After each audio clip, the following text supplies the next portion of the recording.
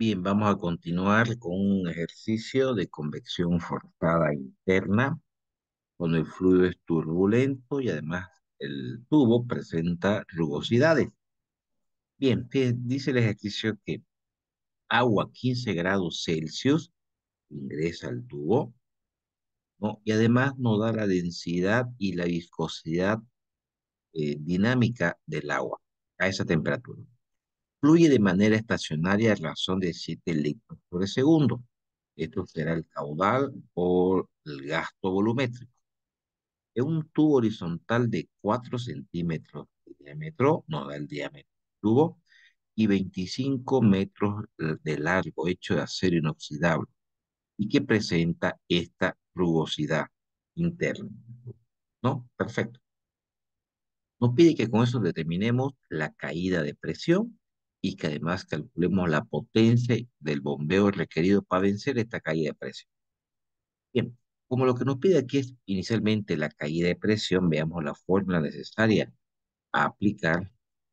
Necesitamos generar eh, el factor de fricción, la longitud, diámetro, densidad, velocidad, para poder inicialmente calcular, repito, la caída de presión.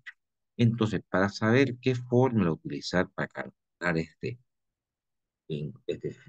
coeficiente de fricción, necesitamos saber inicialmente si nuestro fluido es laminar o turbulento. Bueno, para calcular el número de Reynolds tenemos la siguiente fórmula. Densidad, velocidad, diámetro sobre la viscosidad dinámica. Bueno, la densidad la tenemos, ¿cierto? El diámetro tenemos el tubo, 4 centímetros, es decir, 0,04 metros. Tenemos la viscosidad dinámica también, no va el enunciado. Lo que no tenemos es la velocidad.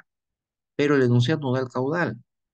Entonces, nosotros sabemos que el caudal es volumétrico, es igual a la velocidad por el área transversal, en este caso un tubo de sección transversal circular.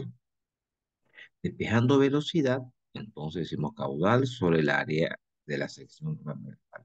Y como es circular, mencionábamos, entonces esa área es pi por diámetro al cuadrado sobre 4.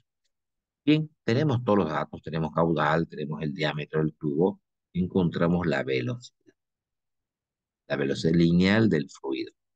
Ese dato de velocidad reemplazamos aquí, que no teníamos cierto hasta el momento, y vemos que el número de reinos es 195.000 y pico, lo que nos confirma que es un flujo turbulento.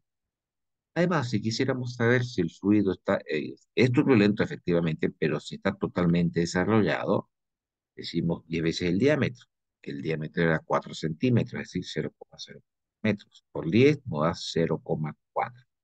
Si este valor es menor a la longitud del tubo, que el enunciado nos dice, recuerden que son de 25 metros, o efectivamente es menor a esta longitud, por lo tanto se trata de un flujo turbulento, ya lo sabemos, pero completamente desarrollado en todo el tubo, en todo el conducto.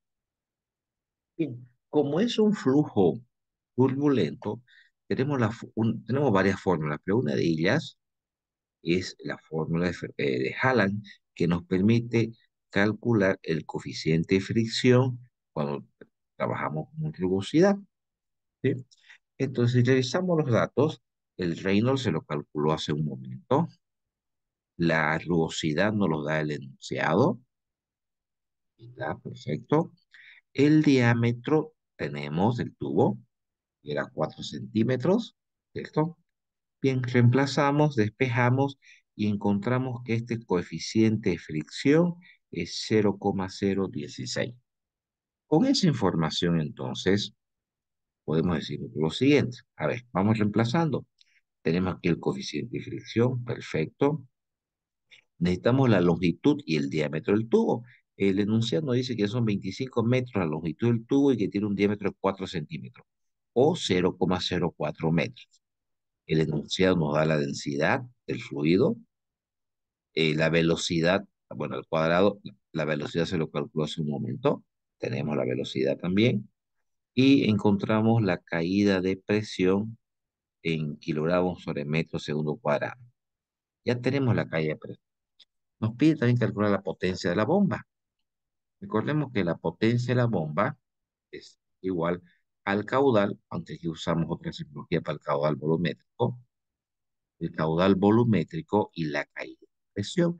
Esa caída de presión, la calculamos un momento, está aquí, perfecto, por el caudal volumétrico, perfecto, ¿no? Aquí teniendo en cuenta un poquito las unidades, nosotros sabemos que kilogramo metro al cuadrado sobre segundo cuadrado, esto es julio, julio sobre segundo, y julio sobre segundo es watt. Es decir, que la potencia de la bomba requerida es 1084,89 watts. De esa manera hemos calculado la caída de presión, la potencia de la bomba, cuando se trata de un flujo turbulento y que además trabaja con rugosidad.